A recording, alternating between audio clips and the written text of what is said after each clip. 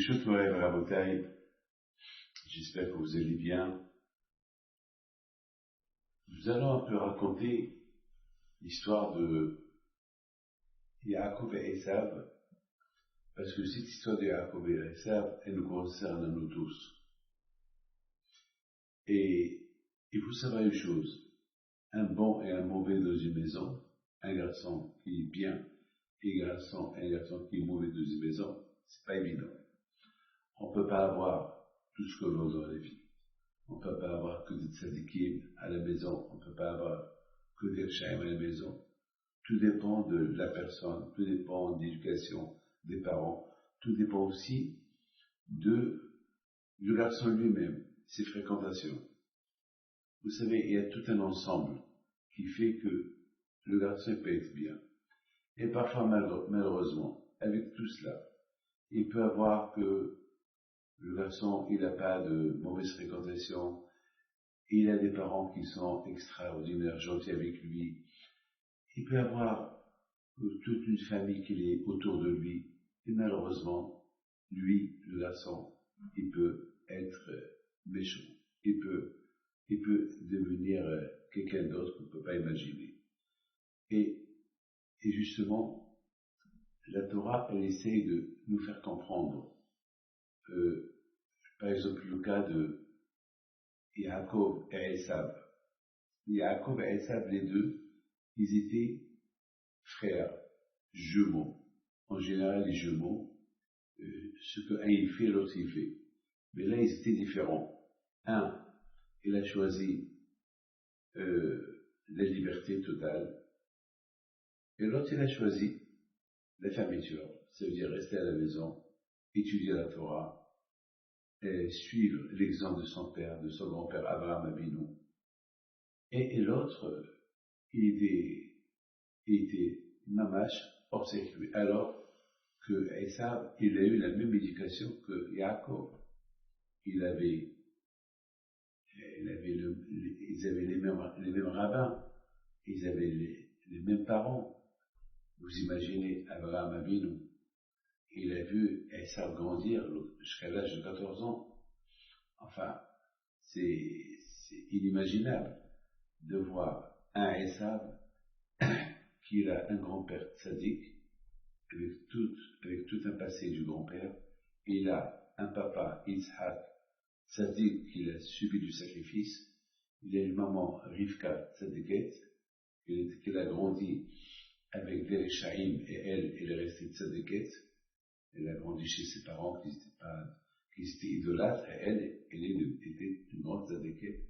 Comment est-ce possible que on pouvait voir un Esav grandir de cette manière, alors qu'il avait toutes les possibilités d'être aussi un tzaddik? D'ailleurs, c'est la raison pourquoi Yitzhak Avinu, il aimait beaucoup Esav. C'est pas qu'il aimait parce qu'il était l'aîné, il l'aimait parce que il pouvait être bien. Chacun qui est mauvais, il peut être aussi bien. Chacun qui est bien, il peut être aussi mauvais. Ça veut dire que l'homme, Akadosh Baruch Hu, lui donne des forces. Il a des forces, il a de l'intelligence pour être un homme normal. C'est tout. Et malheureusement, Esav, il a pris son choix. Et le choix d'Esav, il a fait de lui que Akadosh Baruch Hu, il ne pouvait pas le supporter. On n'a jamais vu dans la Torah qu'Akadosh Baruch Hu dit j'aime pas tel ou j'aime pas tel. Et là, avec Esav, Akadosh Baruch Hu dit, dans l'Aftara que nous avons lu cette semaine, c'est écrit Orav et Yaakov et Esav Senitim. Et j'ai aimé Yaakov et je déteste Esav. Comment Hachem peut détester quelqu'un? Ben, la réponse, elle est simple. C'est parce que Esav, il avait tout pour réussir. Il avait tout pour réussir. Son père, au lieu qu'il le jette de la maison, il l'a gardé à la maison. Au lieu que son père, il le prive de tout, il l'a gardé à la maison. Alors que les femmes de Esav, ils apportaient ils faisaient l'idolâtrie dans la maison d'Yitzhak. Yitzhak, il a rien dit pourquoi. Il dit peut-être un jour, ils vont il va faire teshuva. Yaakov Avinu, le contraire, il était dans sa chambre, dans la Torah, il était Yaakov, qui n'a pas bougé d'un centimètre. Mes amis, c'est ça les frères, c'est ça ce qu'on peut trouver dans une maison. Le papa et la maman, leur rôle à eux, c'est de surveiller. C'est comme la Hanouka. Vous savez, la Hanouka, il y a le chamage dans la Hanouka.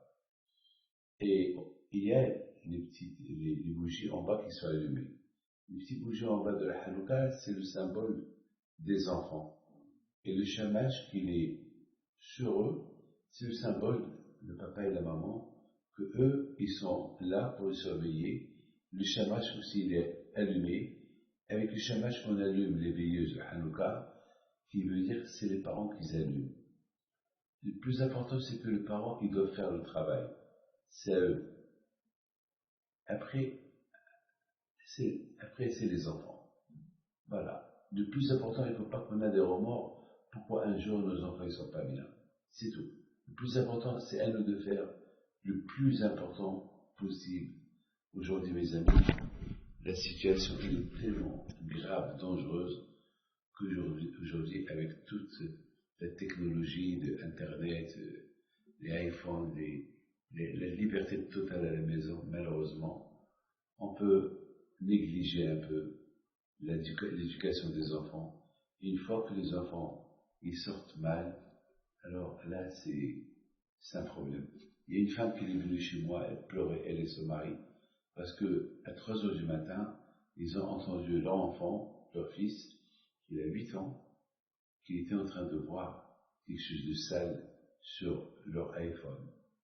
Et au départ, ils avaient peur. Ils ont entendu des voix très très sales.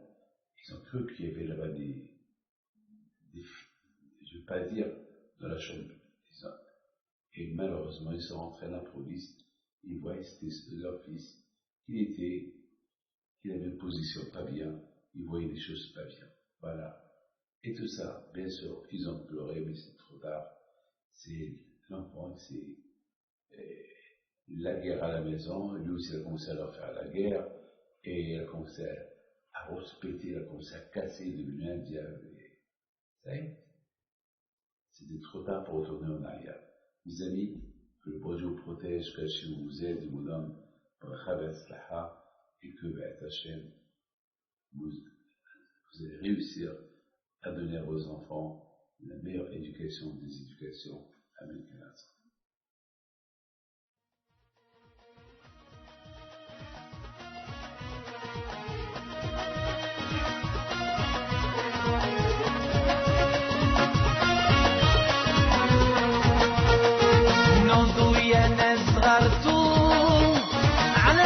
حي فينتو وقف لنا زي